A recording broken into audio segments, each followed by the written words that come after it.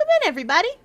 Fiora Luna here. Stream found out I could crochet and asked me to teach them, so I've assumed something resembling an octoling form so that I have hands to teach you with. Let's start with what makes crochet crochet. These are crochet hooks. You are going to see a couple of different things on your crochet hooks. Sometimes you might even see 3 different sizes. This one, for instance, is a 5mm hook, or an H. That is because Americans measure their hook sizes in letters. In the UK and Canada, you'll see them measured in millimeters. And Japanese hooks have a different special sizing chart that's different from these two. You will need a conversion chart for that. I do not know how to convert their sizes. Now, like I said, I measure my hooks in millimeters, but whenever I write a pattern, I will list both American and UK hook sizes, just in case you've got a hook with only one of the 2 sizing methods listed on it. Now, these are your most common hook sizes, or at least they have been in my experience. This is a 5, this is a 3.5, and this is a 3.25. You can crochet, though, with any hook size you want, as long as you match it to the yarn that you're using. So we're going to talk about yarn now. You can use any yarn you want, as long as you match it to the hook size that you're using. The first thing you need to know a little bit about is the types of material that your yarn can be made of. Yarn can be made of wool, or it can be acrylic. Those are what you'll find most often. Sometimes it's mixed between those two, and some types of yarn are made from bamboo or cotton fibers. And they're all good for different things. Wool is really great for keeping warm, as long as you're not allergic to it. I'm allergic, so I can't work with it. But if you're not allergic, it's really easy to work. It's also something that you can dye yourself. You can even dye it with natural things like cabbage or onion skins or whatever. You know the natural dyes. And if you don't know them, they're really easy to look up. Cotton is best for making things like dishcloths and face cloths and other things that are going to be wet quite often, and that's because it handles being wet the best. There is another type of cotton that you'll see from time to time. It's a cotton thread that's been mercurized or mercerized, depending on how you like to pronounce that. That makes it much, much stronger than regular thread. It's also pretty slippery, so it's best for making small things or very delicate things like lace, because it's small in the first place and very strong. There's also bamboo fiber yarn. Bamboo fiber is most often used for making socks when you can't work with wool. And that's because it has the same stretch that wool has, but doesn't have the lanolin that makes wool something that you can be allergic to. You'll also see it used in other types of clothes that need a little bit of a give or some snapback, like gloves and socks and headbands and stuff like that. And lastly, of course, there's acrylic like this. Acrylic works almost exactly like wool, except it doesn't have quite the same stretch, and it is hard to dye yourself if you're going to try.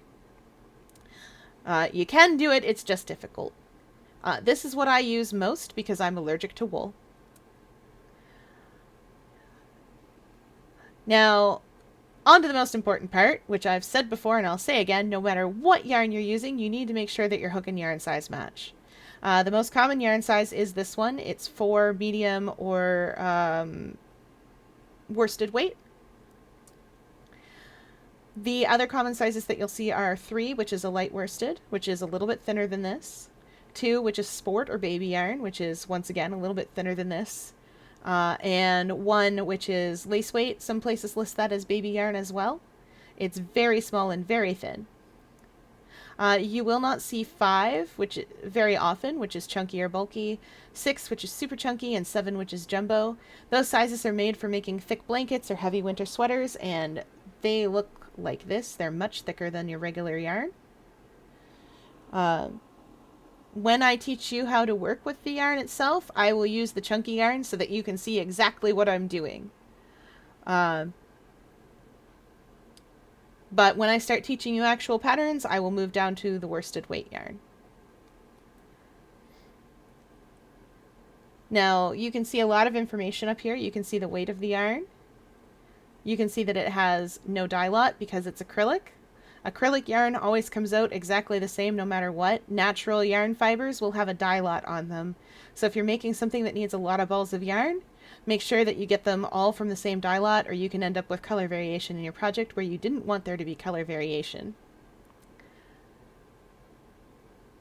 Now, it's important to note that some hooks are not going to work with some different types of yarns.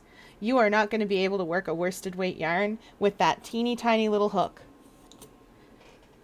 This teeny tiny little hook will just go right through the fibers. It'll split the yarn. Just like that. Splitting the yarn it makes the yarn weaker. So it's more likely to fray and it's more likely to snap. You are also going to have a very difficult time working a project in yarn that's thin like this with a hook of this size. Because what's going to happen is you're going to slide your hook in, you're going to try to make your stitches, and because the yarn is so small, when you pull on them, they'll pull too tight and you won't be able to get your hook back into them to work them. So, how do you know if you have the right size hook for the project you're working on?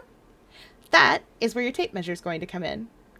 Tape measures are super useful for this, because what you'll see on almost every single one of these, and most patterns will have this as well, especially if it's clothing, is they'll have a swatch size. You can see that this one shows me that if I use a 5.5 millimeter hook, I can expect to have a 10 by 10 or a 4-inch square if I make 15 rows of 12 stitches each. If I make that and don't end up with the same size square, then I know that I've done something wrong and I need to change what I'm doing. We'll talk about what might be wrong and how to fix it in another video. This is just to give you an idea of what you need to start. Now, besides those things, you are going to need something sharp, like your scissors, to cut the thread or the yarn that you're working with. Scissors are absolutely the best bet here, but if you have nothing else, a knife or a seam ripper can do the job, or if you're on a plane or something, I recommend a pair of nail clippers, which will clip most yarns. It won't be as clean a cut, but it'll still work. Please don't use your teeth. Don't use your teeth if you want to keep them in your head. Yarn is a lot tougher than it looks like it is. So stick with scissors or nail clippers or something else. You'll also want a darning needle. They come in metal and plastic. The metal ones are sharp and the plastic ones are generally a little bit blunted. Either way, they will work just fine for what they're for. That is weaving in your ends most often, or sewing up seams. You can also use darning needles for stitching up projects that have gotten a rip or a tear or something like that.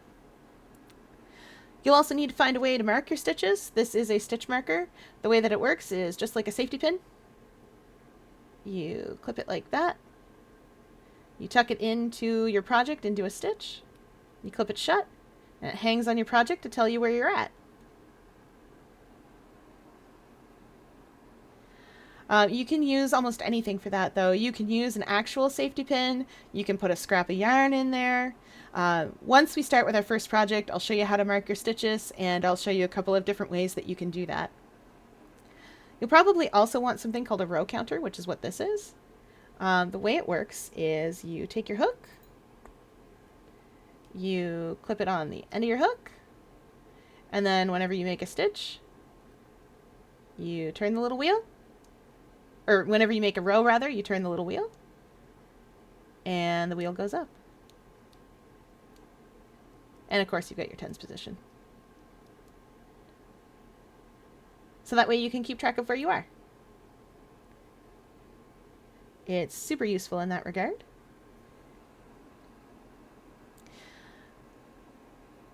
Now you can also count your stitches and rows and things by eye. It's not as tricky as it seems. I will show you how to do that when we make our very first project, and when I show you what sort of the basic stitches are. But for now, that's the end of today's lesson. So take care of yourselves, stay safe, and be excellent to each other.